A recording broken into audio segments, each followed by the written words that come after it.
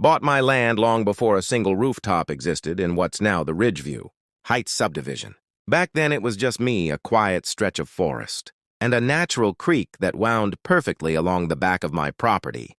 That creek wasn't just decorative. It handled every bit of runoff from the hillside. When the storms came, the water knew exactly where to go, and it always flowed harmlessly through the channel the land had carved over decades. But when Ridgeview Heights, the newest luxury HOA community, sprang up next door, my peaceful creek suddenly became their problem, or so they thought. The HOA claimed the creek was an eyesore, even though it didn't even touch their property. Still, they kept nagging me to landscape it, divert it, or beautify it to match their million-dollar homes. I ignored them. Nature doesn't take orders from HOA Karens. Then came the day I walked outside and saw something that made my jaw lock. A concrete truck on my land, no permission, no warning, pouring straight into my creek. HOA President Karen herself was supervising, hands on hips, barking orders like she owned the place. When I confronted her, she waved a stack of papers at me, claiming the HOA approved the beautification project. I reminded her calmly that my land wasn't part of their show. She smirked and said, "Water shouldn't be allowed to flow however it wants. We're fixing it for everyone's safety."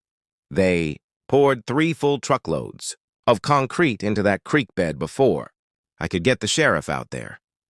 By the time the deputy arrived, the damage was done. The natural drainage was dead, buried under gray stone. I knew exactly what was coming next. The first rainstorm hit a week later, and the water that used to flow effortlessly down the creek had nowhere to go. It backed up like a clogged pipe.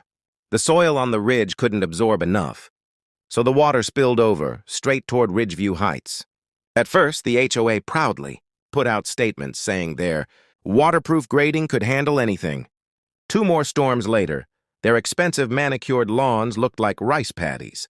After a month, the ground under several homes became so saturated that foundations began to sink. Boardwalk-style walkways had to be built to reach front doors.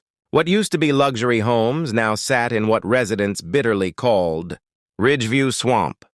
Meanwhile, I filed a lawsuit, trespassing, environmental destruction, and property damage. The HOA fought back, blaming me for the flooding, but the judge didn't need more than 10 minutes to see the truth.